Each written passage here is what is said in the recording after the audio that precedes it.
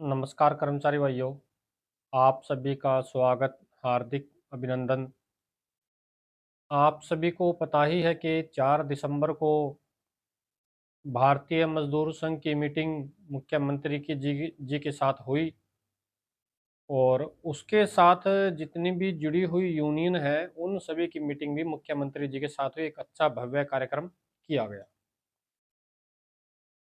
बहुत से साथी के मेरे पास कर्मचारी भाइयों के फ़ोन आए कि जो है क्या होगा, ज्वाइनिंग लेटर कब तक मिलेंगे, एसओपी कब तक जारी होगी और कब तक कर्मचारियों को नौकरी की सुरक्षा मिलेगी। मुख्यमंत्री जी ने साफ साफ शब्दों में कहा है कि एक डायलॉग बड़ा फेमस हुआ कि चोड़ी टाइट। वो चोड़ी टाइट जल्दी ही होगी, कोई दिक्कत वाली बात नहीं है। और भारतीय मजदूर संघ के अधिकारियों ने भी मुख्यमंत्री जो कहा कि मुख्यमंत्री जी ने अपनी स्पीच में खुद कहा कि आपके अधिकारी कह रहे हैं कि चोड़ी टाइट करने का समय आ गया है। उनकी बात बिल्कुल सही है और जल्द एसओपी जारी होगी। और जो कर्मचारी अभी एचकेआरएन में नहीं गए हैं, मेन अभी एक मुद्दा उठा है ग्रामीण ट्यूबल ऑपरेटर का। ग्रामीण ट्यूबल ऑपरेटर जितने भी हैं, 6,000 से ऊपर जो ग्रामीण ट्यूबल ऑपरेटर हैं, उन सबको भी पोर्ट कर दिया जाएगा। उनके भी जो है महामंत्री संजीव बात्ता जी मीटिंग में गए थे, उन्होंने खुद मुख्यमंत्री जी को कहा है कि उनको पोर्ट कर दिया जाए और जल्द एसओपी जारी हो जाएगी और कर्मचारी नौकरी सुरक्षा। जो अधिकारी देरी कर रहे हैं, उन कर्मचारियों से जवाब भी मांगा जाएगा और जो भी प्रक्रिया है, विभागीय कार्रवाई, उनसे पूछा जाएगा कि आपने अभी तक एसओपी जारी क्यों नहीं करी। तो जितने भी हमारे कर्मचारी भाई हैं, अनुबंधित हैं, खास करके वो सब भाई घबराए ना है। किसी भी कर्मचारी को डरने घबराने की जरूरत नहीं। जो भी अनुबंधित की कैटेगरी में है, पार्ट 1, पार्ट 2, एचकेआरएन, सभी को नौकरी की सुरक्षा मिलेगी। कई और डिपार्टमेंट हैं जो आधे कर्मचारी कह रहे हैं कि एचकेआर में चले जाओ, आधे कह रहे हैं इधर जाओ, आधे कह रहे हैं उधर, आधे कह रहे हैं उधर।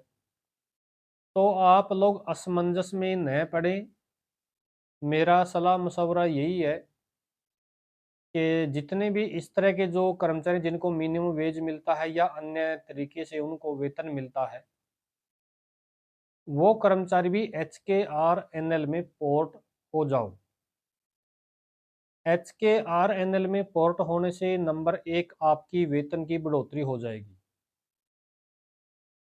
अलग अलग कैटेगरी में 5, 8 और जो 10 साल वाली कैटेगरी है, 5%, 10%, 15% जो वेतन बढ़ेगा, उसके अनुसार आप लोगों को फायदा हो जाएगा। फिर आप लोगों की नौकरी सिक्योर हो रही है। 58 साल तक आपको नौकरी की सुरक्षा मिल रही है।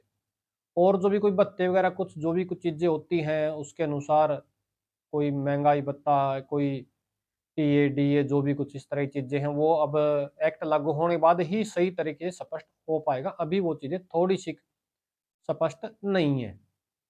अभी जो है एक्ट के कायदे कानून सब कुछ बनेंगे, सारा कुछ क्लियर होगा, तभी पता चल पाएगा। तो वो कर्मचारी भी आज के दिन अगर वो एचकेआरएन में चले जाएं तो ज्यादा बेटर है। अब सभी आदमी जोर लगा रहे हैं एचकेआरएन में चले जाएं।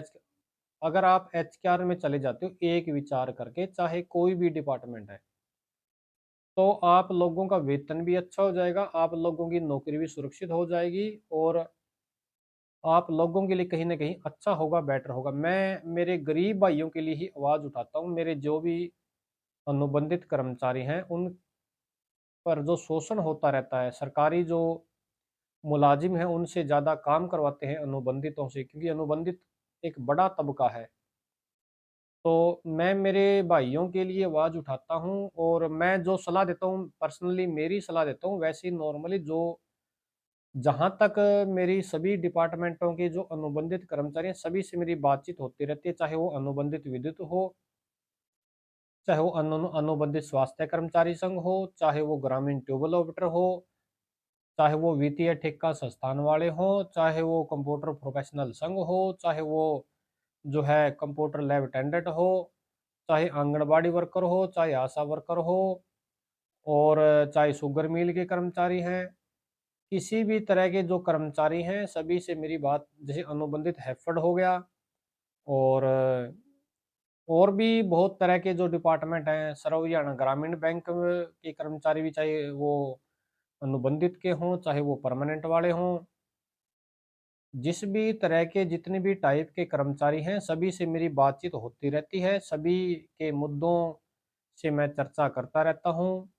तो उसी के अनुसार जो जानकारियाँ मिलती हैं, ये टाई अप रखना पड़ता है। सरकार की तरफ से भी इंस्ट्रक्शन आती रहती है, अधिकारियों की तरफ से भी इंस्ट्रक्शन मिलती रहती हैं। तो उन्हीं को फिर मैं आगे ज़्यादा से ज़्यादा शेयर करता हूँ और आप सभी भाई मिलकर के लड़ें और मिलकर के चलें, एकता में रहें, तो जो है आप सभी भाइयों का भला हो पाएगा। और मुख्यमंत्री जी ने कहा है, मैं एक बार फिर आपको बता दूं कि सारे काम हो जाएंगे, कोई दिक्कत वाली बात नहीं है, थोड़ा सा पेशेंस रखने की ज़रूरत है। आप सभी भाइयों का बहुत बहुत धन्यवाद।